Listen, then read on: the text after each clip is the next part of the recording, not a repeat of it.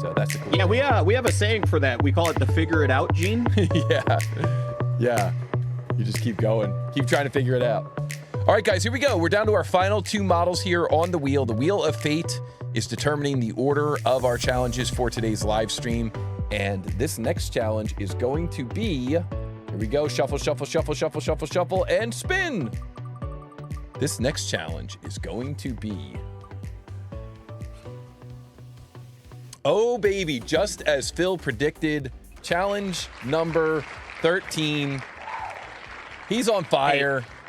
He knew 50% of the time, I'm right 100% of the time. He knew what it was going to be. He knew what it was going to be. All right, guys. Well, here we go into another challenge here in our CAD vs. CAD Winter Freeze. Of course, thank you so much to the team over at Plasticity. You can visit them, plasticity.xyz, if you want to learn more about plasticity. And guys, we couldn't have these tournaments without our amazing sponsors. And I want to start out by just giving a quick shout out to our sponsor, Xometry. Xometry.com is the website. You can visit Xometry.com where your vision can be made real. You can bring your designs to life with Xometry. If you're not familiar with Xometry, they offer manufacturing on demand, which provides a very simple, fast way to create custom physical parts. And so what this means is that you can go to Xometry.com with your 3D CAD model from any 3D CAD system. You can upload it with their instant quoting system, and you can instantly see what it's going to cost to get that thing made from a wide variety of both manufacturing processes and the highest quality materials. All right, guys, here we go.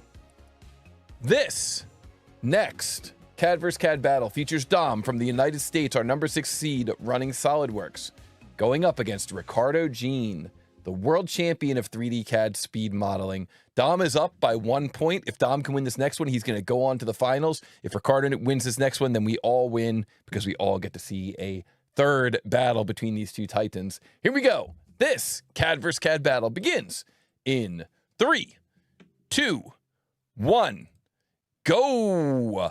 What is the mass of this part in x.xxx pounds? And the tolerance on this one is plus or minus 0.005 pounds. There's a note that says, note, do not merge tangent faces. Note, do not merge tangent faces. And why is that? Because in SolidWorks, a lot of times if you merge tangent faces, you get a spline. And we are expecting this to have analytic geometry to land within tolerance. We can see that this part is called Wet Boots Mat. And here we go. Let's see, both of our runners looking at this thing, grabbing a screen capture. We got Dom on the left, running SolidWorks. We got Ricardo Jean on the right, running SolidWorks. Ricardo Jean starting out with a sketch, looking down from the top, sketching this rectangle and adding a curve to the corner. And it looks like Dom actually already finished that sketch. You can see he's got that pierce constraint looking in from the top and now coming in from the side. Look at both of our runners approaching this thing in a very similar way. Very, very interesting. I love these kinds of models. They look pretty simple at first. I mean, technically it is only a tier 4, but I got a feeling we're gonna see some hiccups. We're gonna see some problems. We're gonna see some challenges. One of the big challenges with this model is that the dimensions for the lip that's running around the outside of this Wet Boots mat is they're given from the side view, and so it looks like both of our runners are deciding to address that using a I'm gonna assume using some type of a sweep. Yeah, I'm thinking the same thing, but I see fully defined design out there is saying mirror mirror, and I agree. quarter of a part makes a whole, baby, any day of the week. Well, this is really interesting, seeing how our runners are taking each runner's taking a different approach here with regards to that sketch. And I don't want to say it out loud. I don't want to give away too much, but kind of an interesting approach here on the left. I'm wondering what he's going to end up doing with that. He maybe knows something about the software that we don't know. And Dom says, I lost my command manager. Oh no. So that would be if you right click on you could probably right click on the heads up toolbar and then choose command manager from the heads up toolbar after you right click. Yeah, we're up there, like any one of those. You could probably oh man, that sucks. Toolbars command manager. Okay, you got it back. You figured it out. There we go. Jeez, that was, you know what's crazy is bad. This is one of the rare occurrences where we can honestly say you got guys across the world that are still modeling very similar and alike. Yes. Man, that was brutal. Dom like clicked a button or something, and then his user interface changed and basically hid all his commands. And I've seen that happen. Oh, and Ricardo Jean comes into the chat with an answer: 2.330 pounds, and that is not correct. That's not correct with intolerance. I had to check and double check there to make sure I was reading it correct. 2.330 pounds. That is not correct. Not with intolerance. 2.330 pounds. Not correct, not with intolerance. So Ricardo Jean looking back over his model, trying to see what's going on, trying to see what he missed. Ricardo Jean 2.330. That is not correct, not with intolerance. We're looking for the answer in x.xxx pounds, and the tolerance on this thing is plus or minus 0.005 pounds. And Ricardo Jean now taking a look at his model, trying to figure out what could have gone wrong with this model. Seems like there shouldn't be anything that went wrong, right? Wow.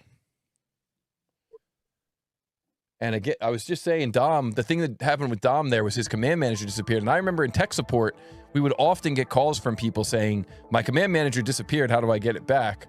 And so there must be some kind of a mystery hotkey that you can hit, turns it off.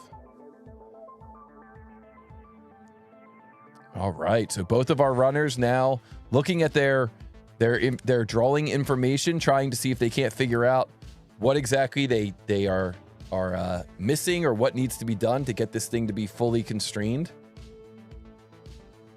And we see Toby, I think I saw it in chat. Somebody's wondering, those white boots yours? That's for Saturday nights, Phil.